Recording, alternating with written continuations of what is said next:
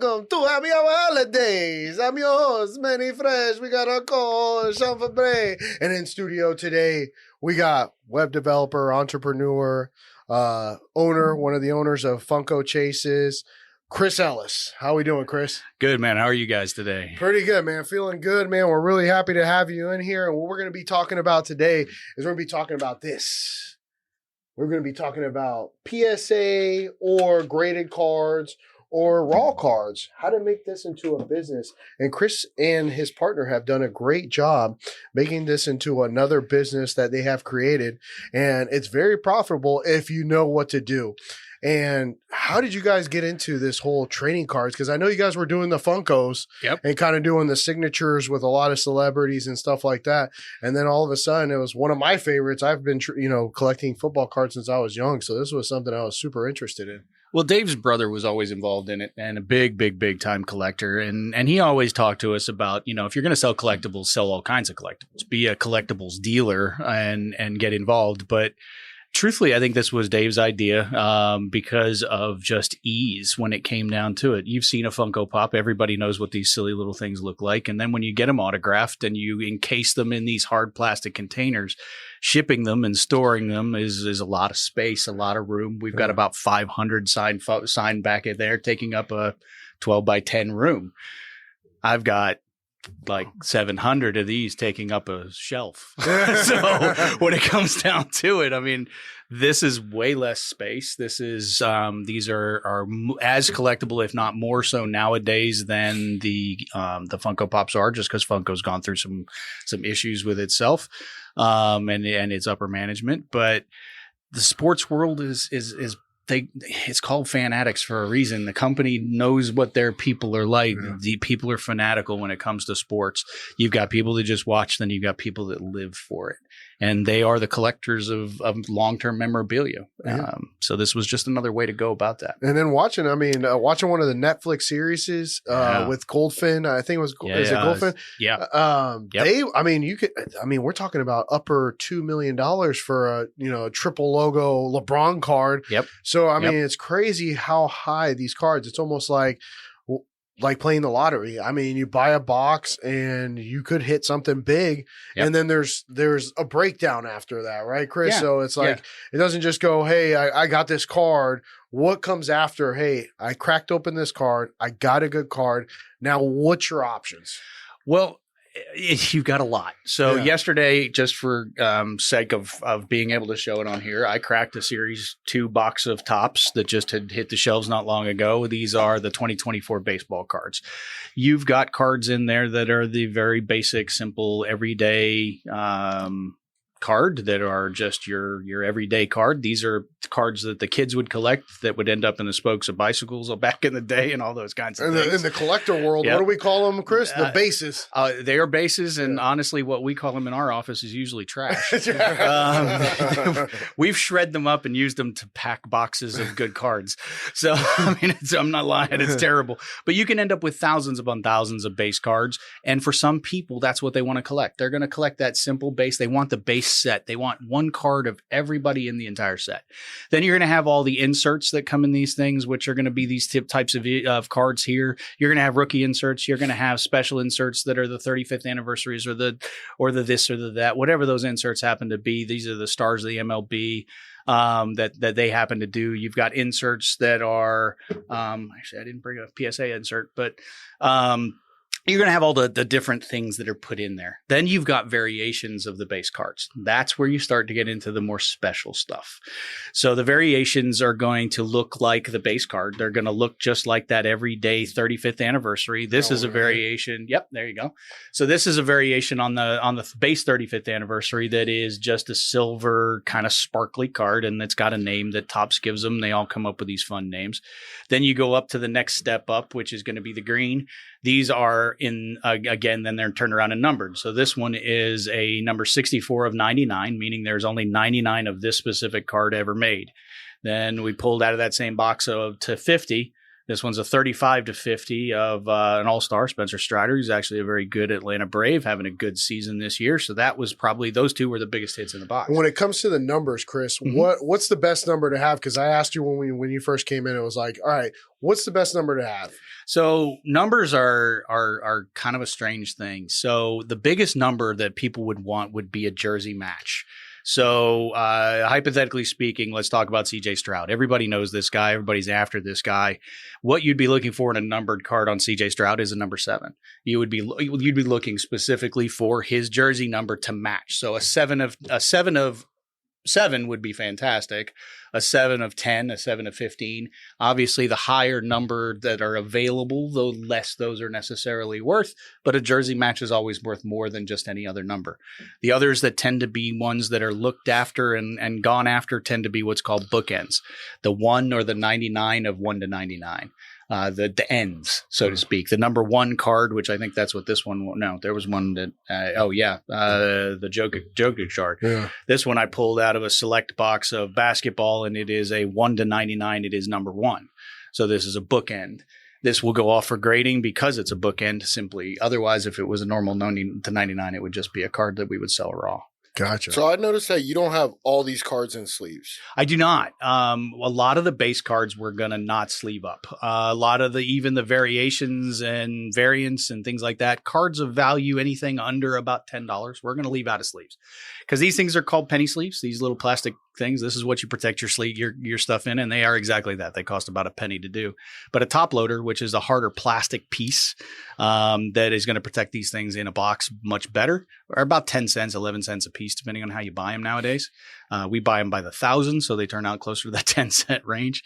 But consequently, if you have, like we do, over 10,000 cards, or like some of the even larger people online that are selling that have 500,000 cards for sale, you can tie up a lot of money very, very quickly in plastic. How many cards came in that box that you just showed us a second ago? Okay, so this was Topps is kind of an oddball. They actually give out a lot of cards in their boxes. This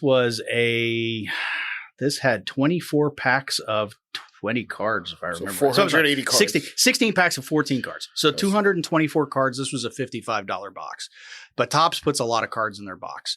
The more expensive cards, like what you pulled this one out of, the prisms, this is a prism variation. So the base card doesn't have all this pretty stuff in the background. It would just be a picture of a field or something of that nature. This is a variation. These cards come in boxes that are usually boxes of about 25 to 40 cards for $25 to $50 if you're looking in Walmart. Now, if you're buying from Panini directly, or you're buying from somebody that is a wholesaler or retailer for Panini.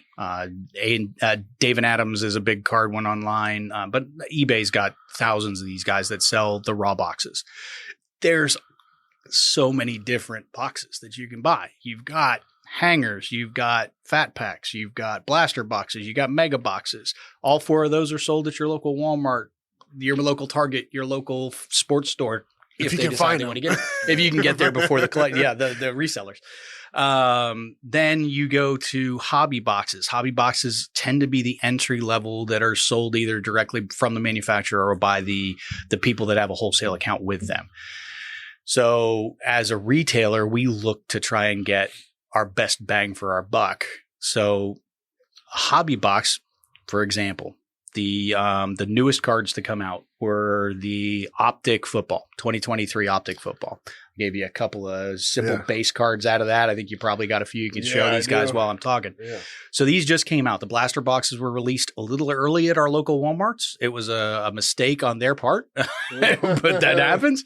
But they were released very recently by Panini. They are now for sale everywhere that you can buy them online. But the day they came out at Walmart, they were $29.99 for a blaster box. There were about 50 cards, 45, 50 cards in the box.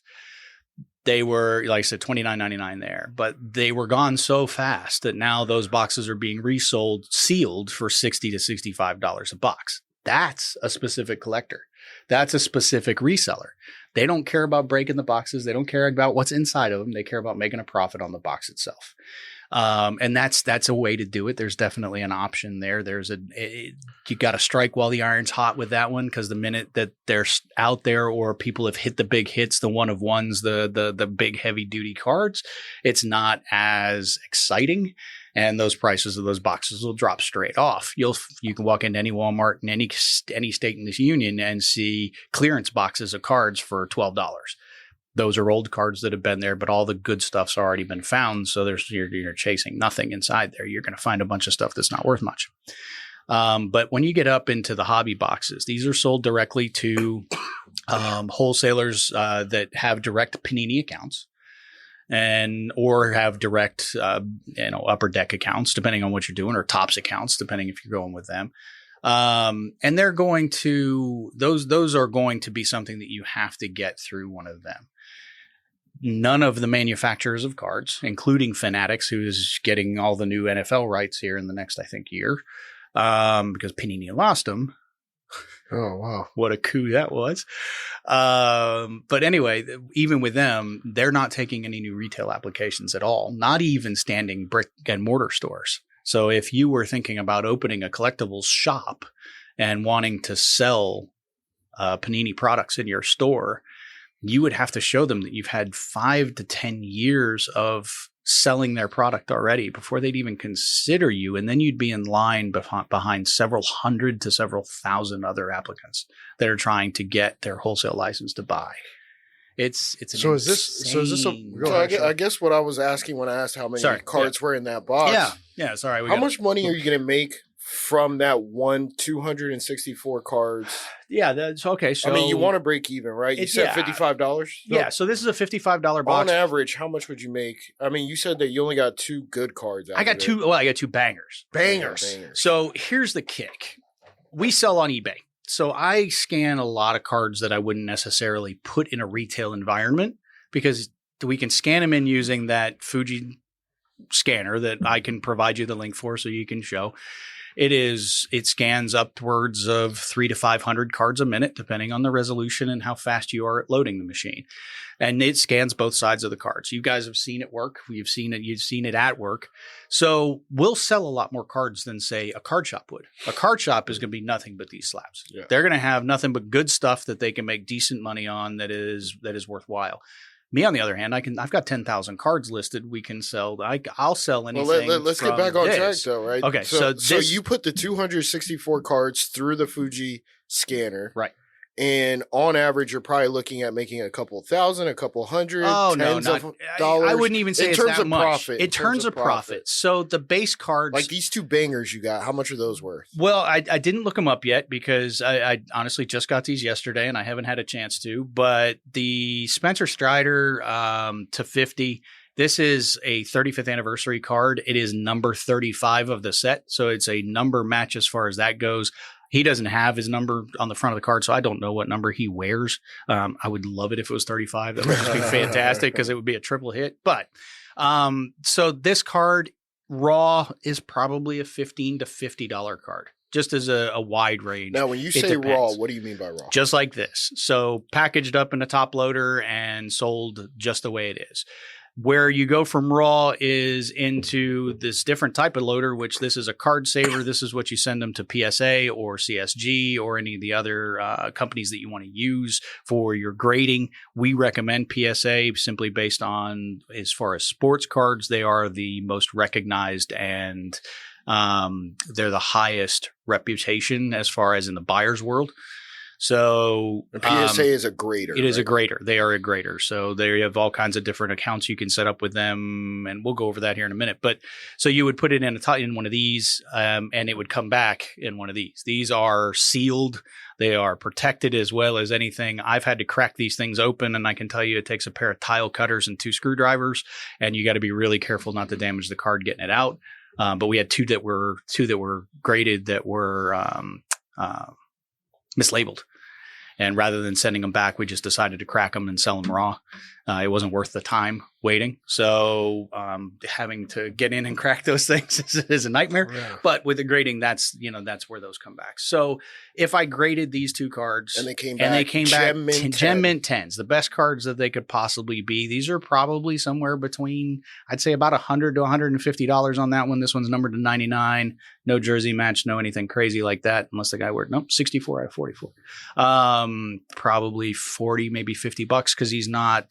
Joe Musgrave's a good player. He's not a great, like, he's had a long history with the Padres and the Astros, but he's no all-star. So you're looking at making somewhere in the neighborhood of 200% to 400% return on just buying that box. On this box, on this specific box. Is that now, if average? I had bought 8 of these, I would have probably averaged out closer to about 100 to 120% overall. Oh, really? So it comes down to bulk purchasing. And this is where you kind of told me you wanted to go, was how do you get into this where you can get the best product?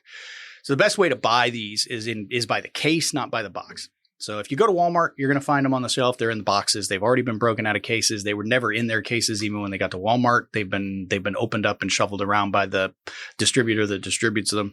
It is not Walmart or Target that distributes these. It is a local distributor, and they are the ones that come in and even stock the shelves. Walmart and Target have nothing to do with it.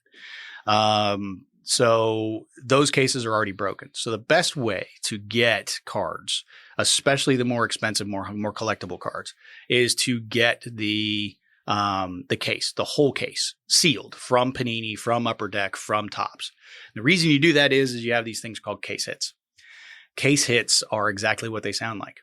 In a case of 20 boxes of optic blaster boxes, there's a downtown or a I forget what it's called. What's a downtown? So a downtown is the highest. It is the highest sought after card in the optic collection, and it's guaranteed in a case. It's guaranteed. There's a guaranteed case hit per case. So they've got usually 3 different things that'll be a case hit. The downtown is one of them. In that particular one, there's another one in there that looks like it's been painted with in watercolor. I forget exactly what they call it. It has a little town or something. Yeah, like exactly. That. They're beautiful cards. Mm. They're not what I would personally collect, but they are extremely rare, which therefore makes them collectible. And in some case hits, there's things like you'll get a guaranteed 1 of 1. You'll get a guaranteed 2 of 15. You'll get a guaranteed autograph. You'll get things like that. So the case hit, like a downtown. So we've sold several downtowns recently, and anywhere graded, if they're graded PSA 9 or PSA 10, anywhere from a couple $100 to a couple $1,000. If you happen to hit one of the big ones. How much are the cases? That's where you get into the big money. It depends on what you're buying. But a case of blaster boxes from Panini, take the retail price of $29.99 times 20, your $600 case. They're going to give you about a 10% discount. It's going to be somewhere around $600, $550, $570. So you really could make money every time you bought a case, every single time. Yeah. But the case hit could be a player that's not that popular. No, but it could be a break even though. You could end up breaking even, right? There's like. Manny brings up a very, very good point. So these things they'll all say, you've got something. But let's wait until after the break. I was gonna plug it. Yeah. No, exactly. We'll wait. Yeah, we'll talk about that. All right. Well, if you want to check out Chris's store, it's Funko Chases on eBay. They got a ton of cards, a ton of collectibles. I've obviously purchased cards from them. So have I. So I'm like, I'm into this. Too. I'm looking at it as an investment. But make sure you like, comment, and subscribe. And we appreciate all the holidays. There's following us on Instagram and all the major socials. We'll be right back.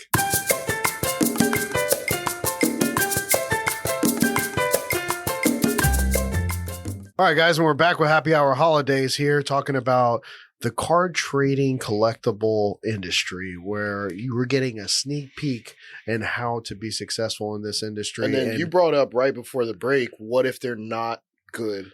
Case hits. Yeah, because you can buy the case. Popular, you can buy the case. You're guaranteed a case hits. But what if you get somebody who's a nobody? Well, all right. So you were talking about 2021. 2021 was a great example. So in 2021, you bought these cases and everybody was after them. They went hobby boxes that sold retail for $300 were reselling for $800.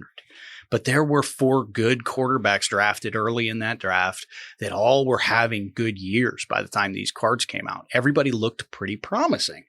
Now, all of a sudden, 3 years later, only one of them is still starting in the NFL.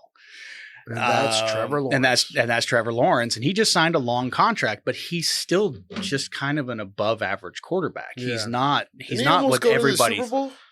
No, he was still 2 rounds away, right? But even still, I mean, yeah, he was playoff bound. I think he's going to have a great career. I think he's got a long career ahead of him. But He's got a lot of talent. He kind of let them down this year because they were like 9 and something, 9 and 6. I thought and they then went to the AFC Championship, didn't they? No.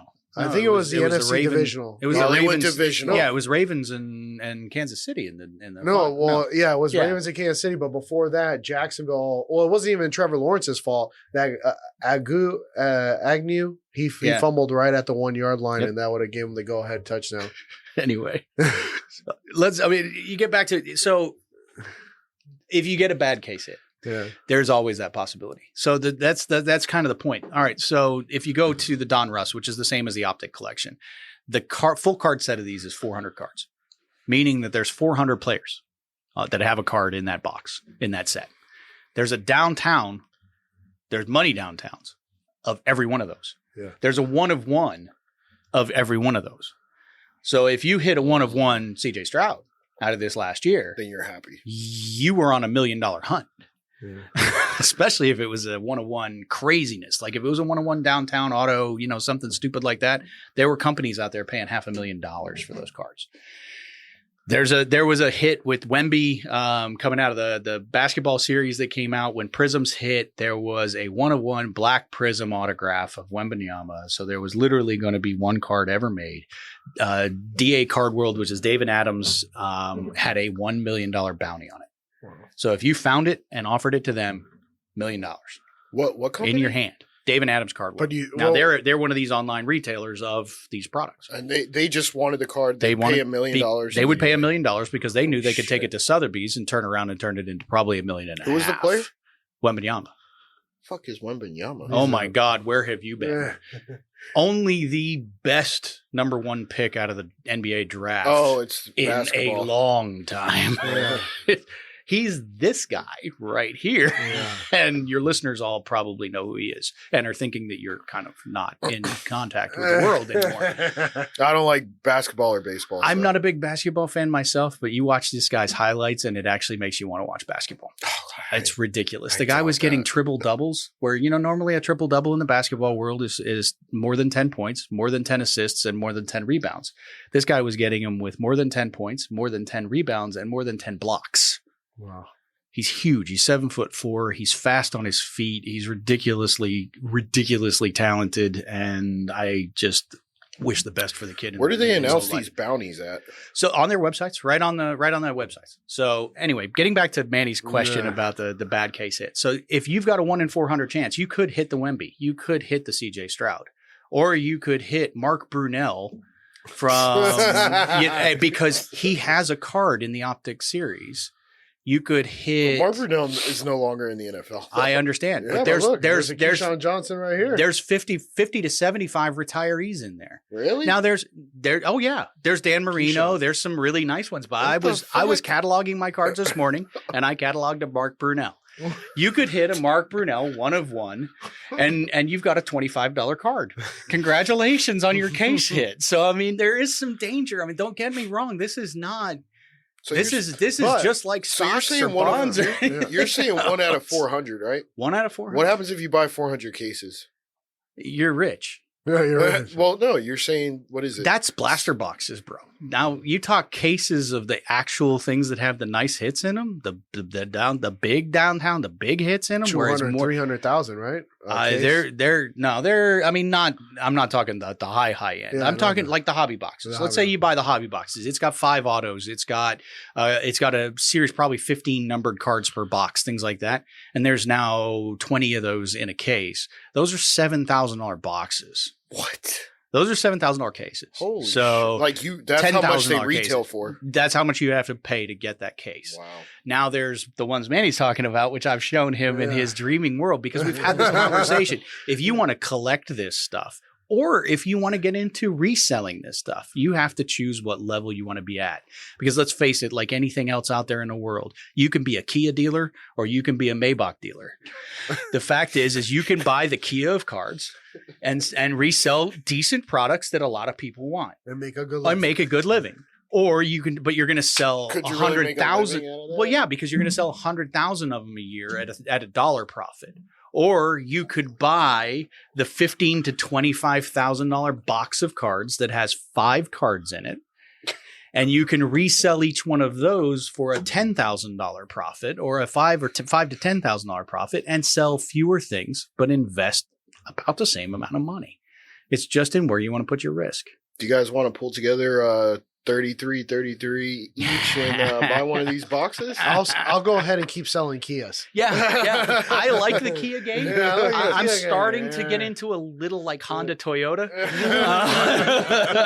But I'm okay with this because when it comes down to it, there's more collectors at this level. Yeah, because not everybody can afford to buy a card that's, $3,000, $4,000. There's 150 people in the world buying $1 million card. There's 150 million people buying a $2 card. That makes so sense. I would much rather stick between our highest value card I think we sold has been somewhere in the $1,500 to $2,000 market. And it was a crazy hit.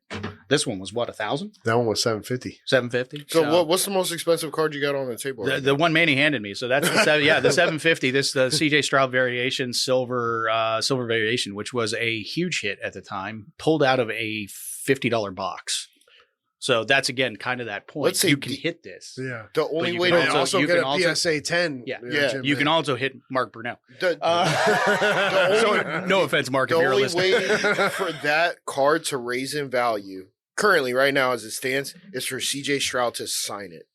But he can't sign that because we'd have to crack it. You got to crack it open in order for him to sign it. Correct. So you would actually not. If want it that was to signed, though, and then it came back. Signed. Gem Min 10 again. You'd have to do a double 10 on that because you're going to certify it twice. You're going to actually do 3 things. You're going to do what's called a DNA test, which is the certification that the autograph is legitimate.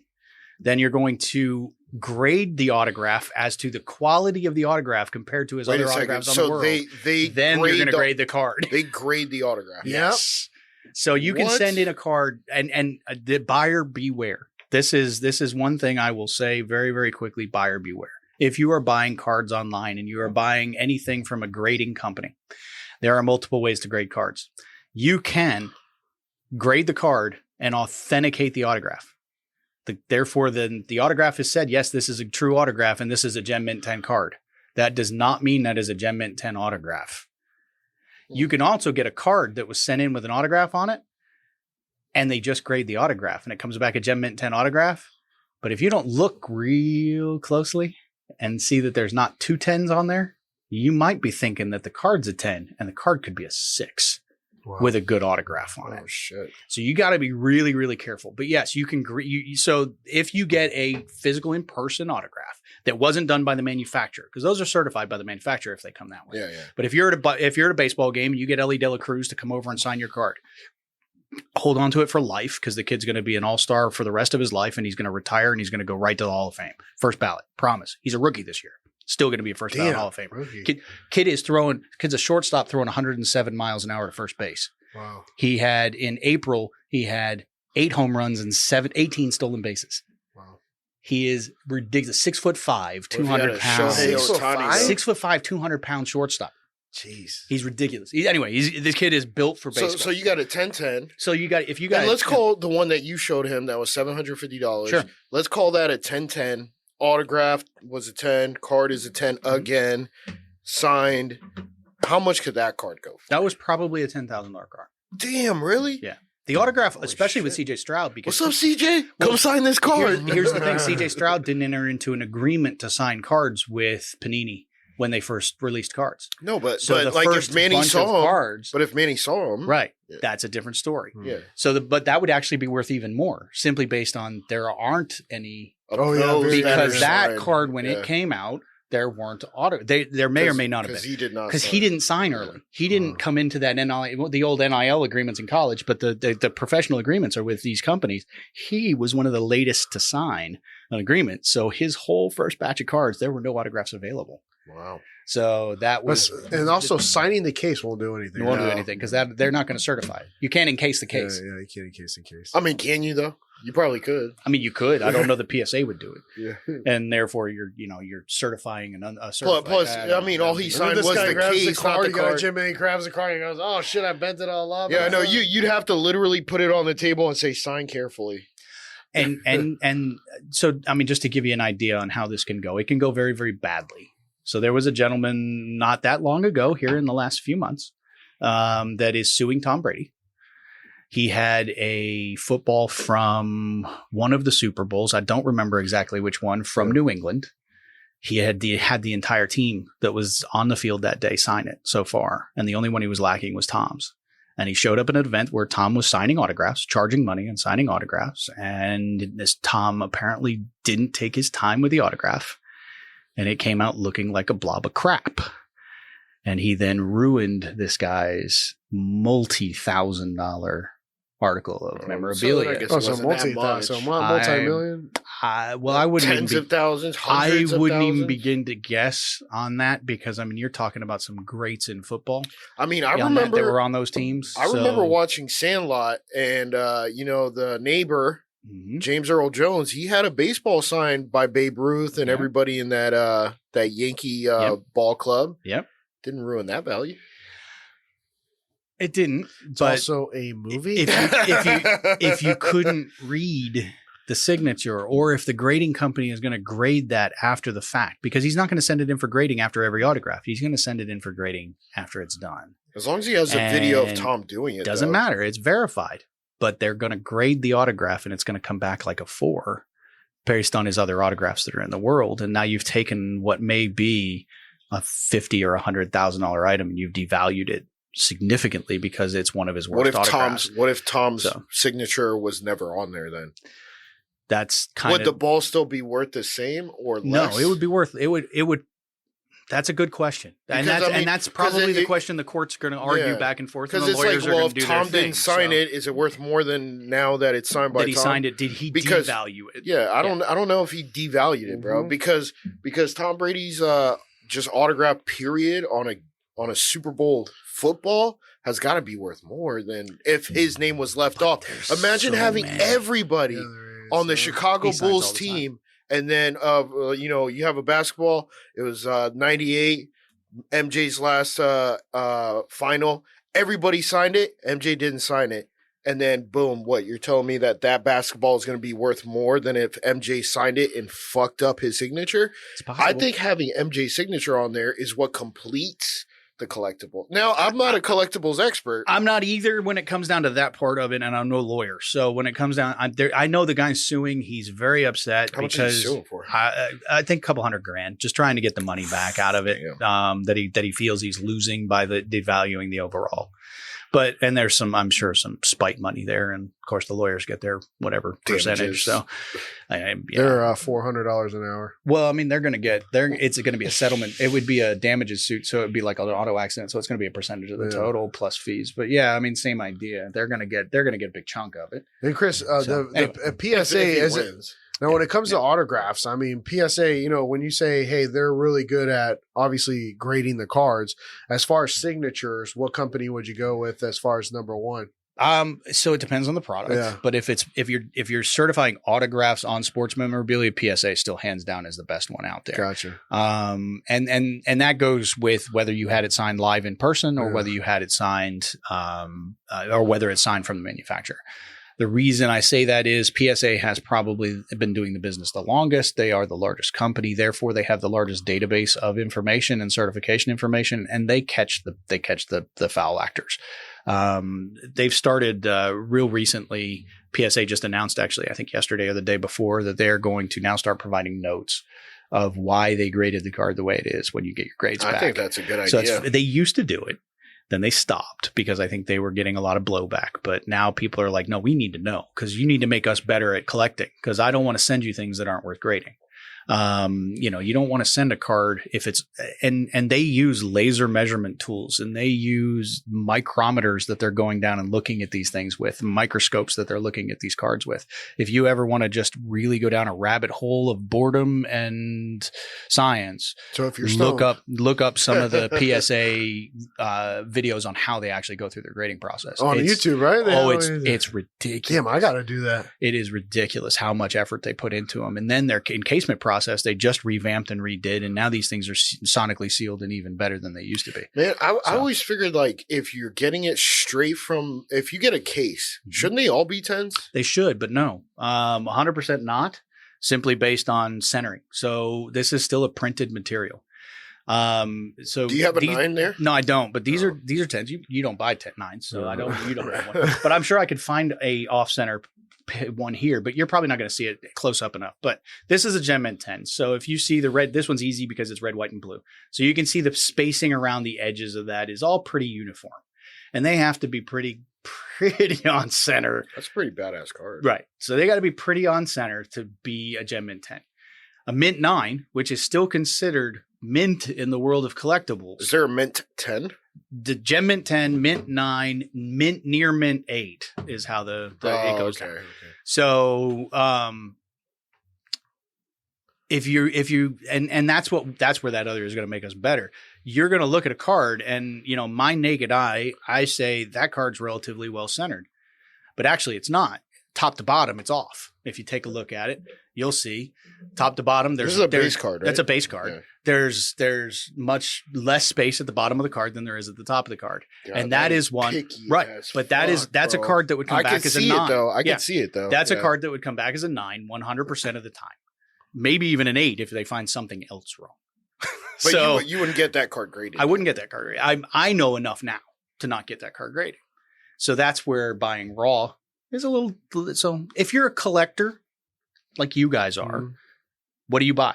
Gem Mint 10s. Gem Mint 10s. Yeah. I'm not gonna go through it. I mean, right? Because even if you crack let's say you crack the box, you crack the case, you still gotta hope that it's a Gem Mint 10. My God, that's good. Yeah, it's really good, man. So that's shout out to St. Pete Distillery. Yes, thank you. Chef David Reyes. Daniel Reyes. David. Daniel. D. Reyes. David Reyes. D. Reyes. It's D. Reyes. His episode comes out today, June 27th. But yeah, he gave us that bottle. Yeah, right here. really good Reposado. Gem Mint 10. That is Gem Mint 10, and bro. it's actually numbered and autographed by and technically it's not a tequila, right? It is not. And it's a color match. It is, 100%. Oh, and go into that, Chris. Yes. So we got a minute. The color match. We got a minute here. Okay. Oh, let's do that after. Yeah. So when we get back, we'll talk to Chris a little bit more about, hey, I got this really, one of these really nice cards. What's the one that's going to be the one that's going to bring in the highest return? And we'll be right back to let you know which ones are the best ones and which ones are the ones to hold on to.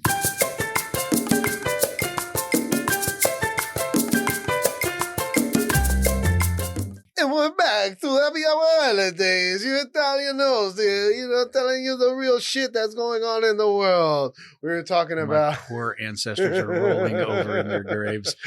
Hey, so Chris, we were talking about color matches, because look, now we're looking at these cards, right? You got a Detroit Lions jersey with a green.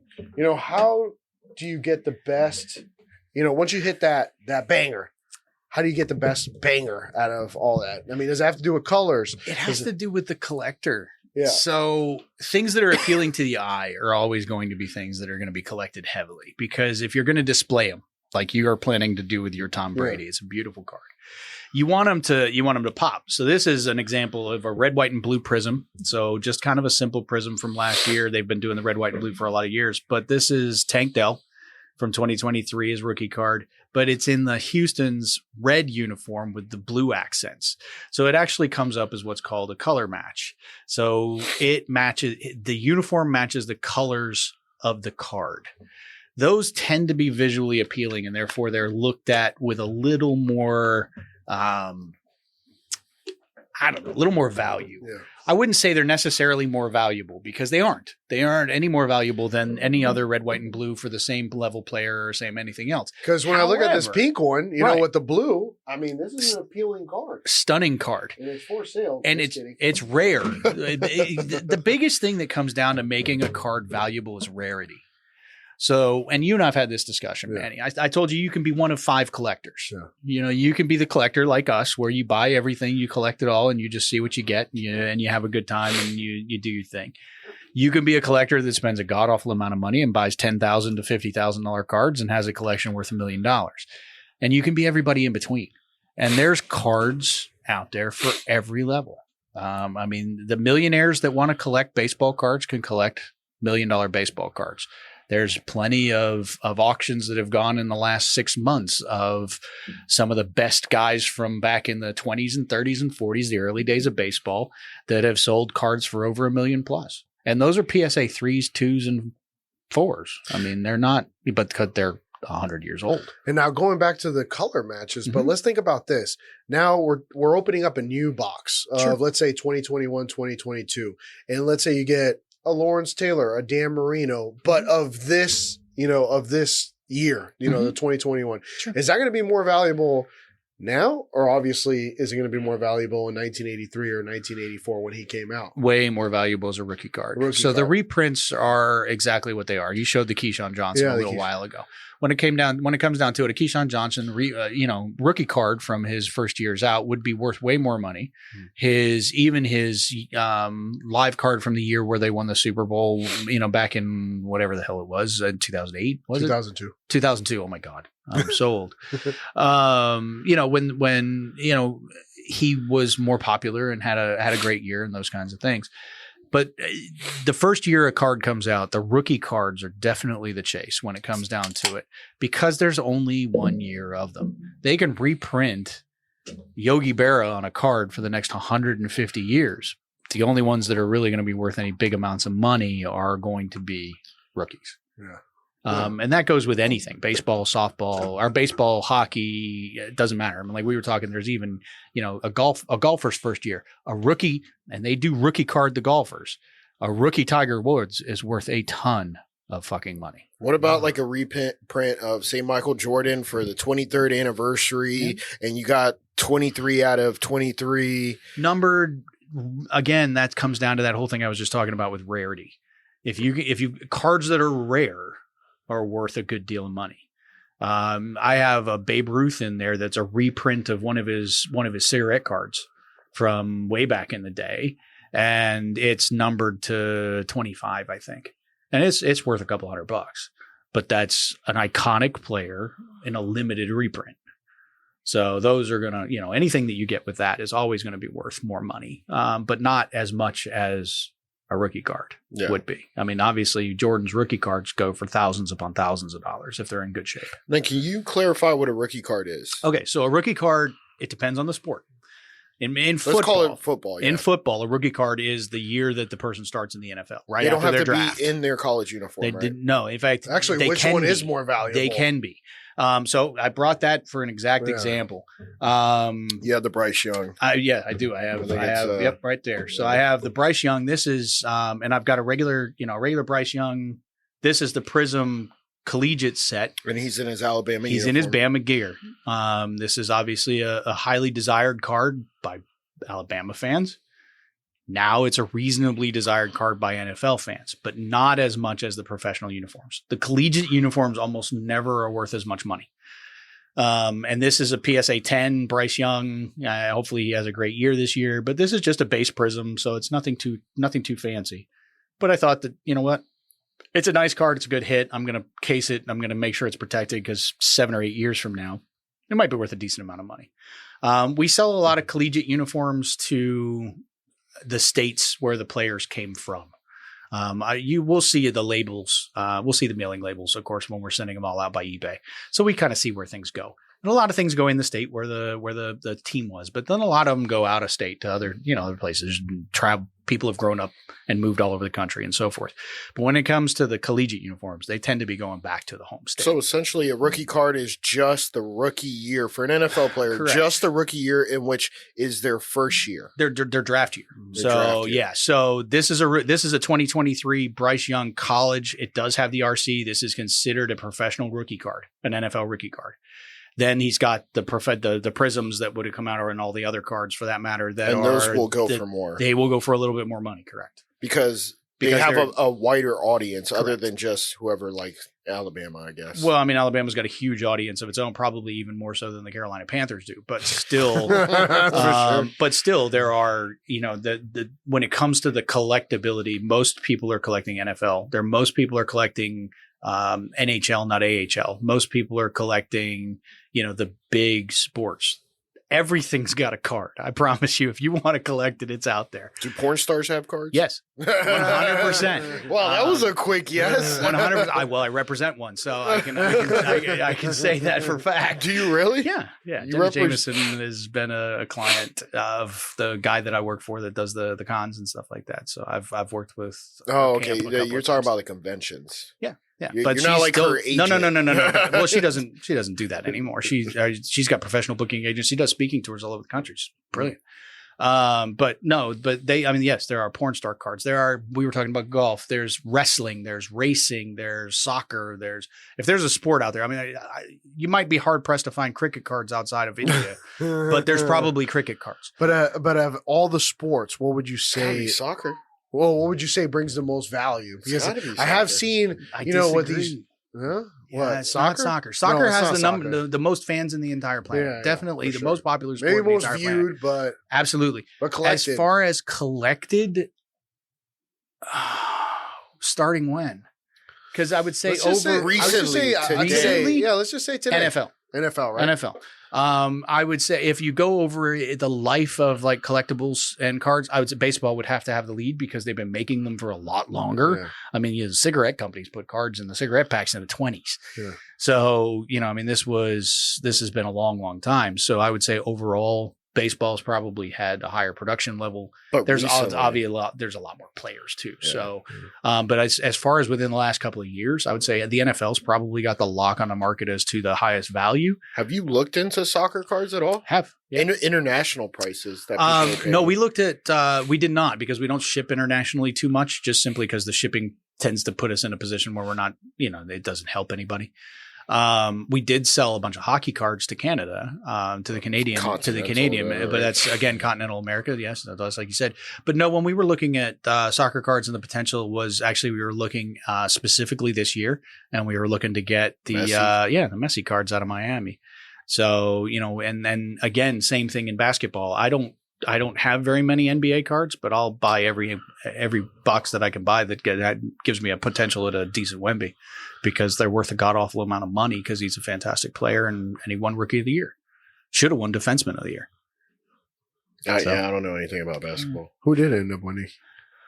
No idea when. I didn't watch. I watched game 4, 5, 6, and 7 of the finals, and that's only because I'm from Massachusetts and Celtics Boston. Won, so I wanted to see the series. What are the cards that you're looking forward to for this 2024 season? Are you looking for some Caleb's, or you are? I'm looking for everything anybody wants to buy. How about that guy Michael Phoenix? I'm looking for every rookie quarterback that was drafted in the first round. Every single one. So when it comes down to it, when you value these cards as far as retailability, the quarterbacks go first. 100% quarterbacks go first, and they go for the most amount of money. Unless you're Jerry Rice or next. Not even quarterbacks. Not even that. Any quarterback. Really? Who touches the ball everywhere? Any starting quarterback in the NFL is going to go for more money than any starting receiver in the NFL. And that's just hands down the way it's going to go. So then you're just hoping for quarterback variations. You're hoping for quarterbacks. You're hoping for the top 5 quarterbacks. You're hoping for the top 5 rookie cards. You're looking for variants. You're looking for variations. You're looking for inserts. You're looking for the special number. You're looking for autographs. Yeah. I mean, you guys had one that you showed me that had a patch of the jersey and also a patch of the football. We had a patch of we had one that was a football patch, uniform patch, and it was actually a patch where it was part of the number and the jersey, and it also was autographed. And you guys had them PSA graded, right? That was graded. That was. Did you have any 10s? I think that one came back as a PSA 9. 9. Patch cards are difficult. I didn't bring any. Do people actually want to buy those? Yes. There's a specific collector market for patch cards. And just for those of you who are not big into cards, patch cards are basically a card like this, except they're about 10 times as thick, and they have a cutout piece of a uniform in them. Their uniform, right?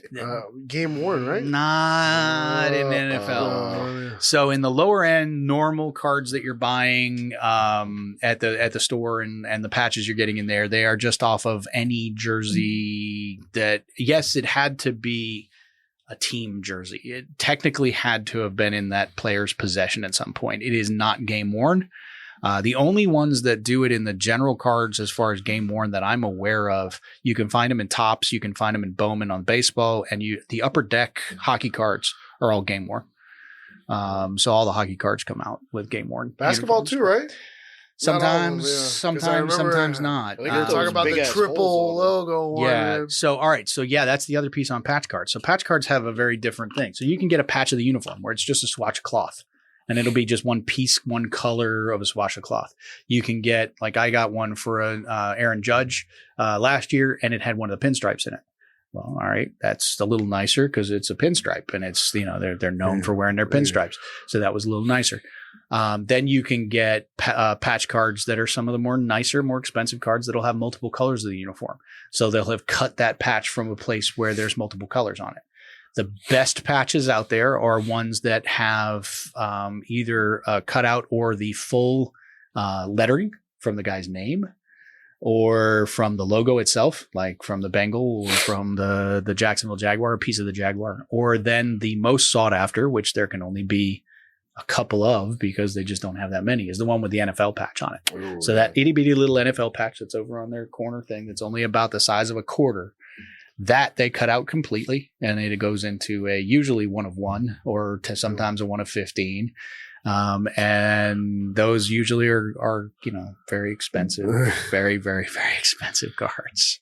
Those are in the certified boxes I was showing you that are like $2,000 to $5,000 a piece. What kind of advice could you give someone that's looking to get into this game, thinking to themselves, "Oh my God, I'm going to make so much money"? I mean, is that really? Let's go ahead and take it back. Stand. Go look in a mirror for a second, and say that to yourself 1,000 times over. And then put your money where your mouth is, because it takes money to make money. It's essentially a lottery at the end of the day. It's a different way, like you were talking about. It's like stocks, bonds. Like it's a risk investment. It's a risk. I mean, and this one's not so calculated like some of the other investments because you're buying a box and hoping for the best. Well, and if you're doing it to resell, if you're getting in this to resell, it is about volume. You've got to buy a lot of cards, and you're going to buy.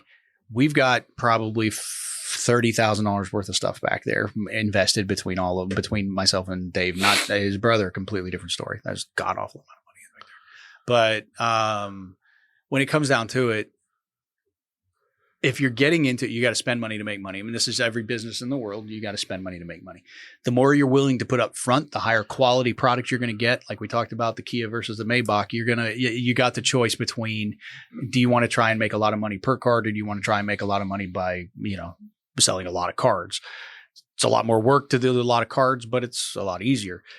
But then you're going to have to go out and buy a lot of cards. If you want, we've got just over 10,000 cards for sale, and I've got another probably 10,000 to scan. How many do you sell per day, would you say? Average between 5 and 10 a day. And the average sale value of those cards? $3 to $5. Damn, so that's only like $15, bro. Yeah. But then you get the $1,000 card, the $500 card that throws it in. We've sold, I think the last I looked was about $12,000 over the last 90 days. So $4,000 a month. Yeah. So you're not getting rich off of it. We're not getting rich. This is a supplement. We do this because we enjoy it. We do it because it's fun. It is fun. We have a great time. Look, you buy one of these things. These are all wrapped up in little packets. One of the best. Everybody loves breaking these things open. Yeah. We all love the thrill of that hunt. Yeah. Everybody in the market. There's guys that's how they make their living, is doing breaking. They buy the boxes, they start a YouTube channel or a whatnot channel or an eBay channel, and they break the cards open, selling the teams off to other people. They don't keep a single card, but the fact is that they just enjoy the damn break and they make their money that way. But I mean, talking about long-term investments, I mean, Chris has one strategy which you could do to make it a business. But if you're looking for, let's say you're not a swing trader and you're a long-term trader that likes to hold. I mean, my concept on it is to already buy them. Yep. That are already PSA, Gem Mint 10s. I'm going to hold this for a long time and hope that maybe in 5 to 10 years, I'm going to get a really nice number for this instead of trying to flip it. So there's another way where you can make some money, but it's going to be a long-term hold. Or if they die. Well, and that's not necessarily a good thing. No. Because if they die early in their career, then there's no reason their card's worthless because they didn't have a career. But if Pat Mahomes died like tomorrow and you had a Pat Mahomes rookie card that was signed, God forbid. Let's we're not hoping for that. You told me not to knock on the desk, but let's knock on the wood. When it comes down to it, the risk is still in both though, because you bought all those players; they're all rookies. And the fact is, we got here. Then the fact is that Rashee Rice, who but look, he's not arrested though. So. He's not. Yeah. But look at all right. So here's an example, and I'm not going to use names because I like the guy and I wish him well. I hope he but there's a quarterback in Arizona. Oh, just fucking that used to be in Arizona. That I think Jake Plummer. That I think he's now a backup in Dallas, if I'm not mistaken. But he's a backup of a backup somewhere now. Who is it? Just say his fucking name. You can't remember? No, I can't. He was a 2021. That was Trey Lance? Trey Lance. Oh. Oh yeah, he broke his leg really bad. Look, you had Trey Lance in that draft. You had Justin Fields was in that draft. Oh yeah. They're not he's still Kenny Pickett was in that draft. Yeah. You've got all these people that were all these fantastic outlooks. CJ Stroud, Bryce Young, fantastic outlook. Anthony Richardson, fantastic outlook. The fact is, any one of these guys could have a career-ending injury game one of this next season, and their cards go to value of nothing. So there's still a risk. This is for fun for money. That's the way we do it. For money. Last little bit for the audience. Would you consider this making a, would you advise somebody to make it their full-time gig? If you've got the money to invest up front. Yes. And how much money? I would say just like you were thinking about opening a store, you'd probably want to start with 100 to 200 grand in the bank to start with, because you'd want to invest in a wide range of products that can make you the money you need to pay your bills every month on top of everything else. Well, there you go, guys. Thank you, Chris Ellis, for coming in. Funko Chases on eBay. Check them out. I love talking about this and we really enjoyed it. Make sure that you check out Happy Hour Holidays. We just got a new logo. Check out our new logo. We're doing Friday features. We love doing this. Keep following, keep liking the page, and vote for us for Best of the Bay, and have an awesome day. Peace out. And just last thing. CJ Stroud, let's go, baby. Make that money, boy.